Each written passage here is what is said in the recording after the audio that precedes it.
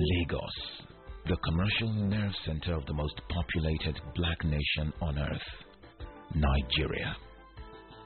According to the official website of the state, Lagos boasts with a teeming population of 17 million and still counting, because migrants from all over the world are relentless in their relocation or business concerns in Lagos.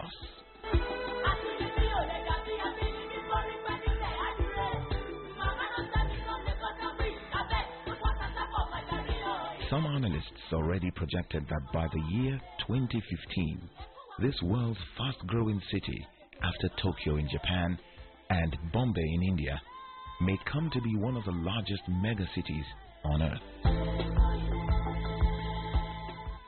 Before now, control of wastes in the city has been a great issue. I think we need to appreciate the little effort they've been trying to put into waste management, because in the latter years we know what we have been seeing, a lot of refuse here and there. I think they have improved a lot. A lot of things have changed. At least every morning they make sure they sweep the main road, they pack, they pick things, and they make sure they put them in the truck to take them away. Unlike the everywhere is littered with nylons, pure water, nylons, everything, all sorts of nonsense. But now everywhere is neat.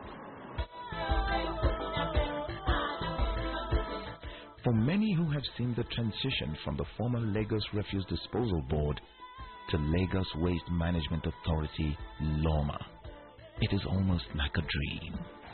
When we look back and we look at Lagos in those days, on the 40s and the 50s, with waste management in particular, yes, there was no much problem with Lagos in those days. But over time, when we started having this increase in disposable income during the oil boom, the disposable income increased, and waste generation also increased in Lagos. And we had two local government mainly then. We had the Lagos Island local government and the Lagos mainland local government taking care of waste collection in those days. And this was not adequate for the boom that came. Unfortunately for us, few years after the boom, and there was a gap in collection gap. There was a pile up of waste on Lagos streets, and Festa 77 came. The whole world came to Nigeria, and what they saw was welcome. There was waste on the major highways, and by the time they got back, the only certificate, the only thank you we got from the world was to tag Lagos as the dirtiest city in the world. It was very alarming, and the government then felt very, very bad.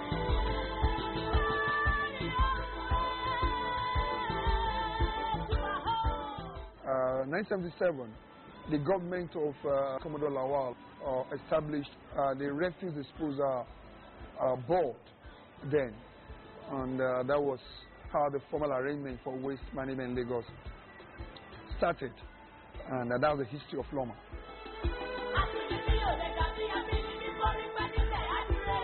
Years of planning to surmount the challenge in returning Lagos to the original as it used to be in the 60s, when the marinas are a sight to behold, have been a daunting task. Moving from 1977 to now, we've had various evolutions, we've had various inputs, and we've had ups and downs, and I can tell you that we've succeeded also in learning how not to do it. Initially, we had a company from the UK that took over the management of waste in Lagos. PD Pollution Control of UK was invited in 1977, and the company did it for I think about 4 years. In 1982 or 1983, the contract of that company was terminated, and that was when the Nigerian Nigeria had to take over the management. During the 4 years when PD Pollution Control did it, PD Pollution established LAWMA, and I gave it a roadmap which should really follow. The administration of the former governor, Bola Ahmed Tinubu, which started in 1999, got its team to start thinking on how to reduce the rubbles in Lagos to nothing. Almost 8 years of planning and tidying documents gave Lagos the first chance of understanding that waste is not just about being alone. It could be returned to wealth. The Lagos Waste Management Authority, LAWMA, became a saving grace. What we did, as part of our re-engineering strategy, sustainability was key, because we knew then that the more the project is a liability, it's a threat, to be a threat to whatever kind of an action you want to do on that waste management. So the strategy was to move it from being a liability, a financial liability, to being an asset. Asset politically, asset socially, and asset financially. And those strategies were actually articulated to make sure that we take it to that level. The first thing you have to do was to make sure that, look, people can recognize government at work when you're doing the work. And government was funding 100%. So at that level, it was a political asset. Then we moved it into being a social asset. People started seeing the beauty in having a clean environment. Government was funding 100%. All right, and the 100%, yes, was a liability financially to government, but politically, all right, it was an attention. Government then was created that attention. Now look, government was working for you, and socially too, people started benefiting from it. So there was a shift in the social psychology. With the efficiency, government was providing the service there. But we knew that this cannot go on for long, so we knew that we have to put in a strategy to make it financially sustainable. Right now, and that's exactly where we are right now. And several things that we have to put in making it financially sustainable in our strategy of collection. Before now, we were doing communal collection. Communal collection is where you allow everybody in the community to take the waste to a particular area where they dump. The waste cannot be identified, you cannot trace it to anybody, and nobody pays for it except government. So all waste then were being looked at as public waste. But we started with the commercial services. The commercial centers, they were paying for the waste, and we now shifted the service strategy from being a communal collection to the curbside collection. With curbside collection, you can identify the users of this waste and you can bill them accordingly. It was very tough. We had a competitor then, the card pusher. But the card pusher to us then was also an indicator that people were ready to pay for it. So we needed not to conduct any service, any studies on readiness to pay.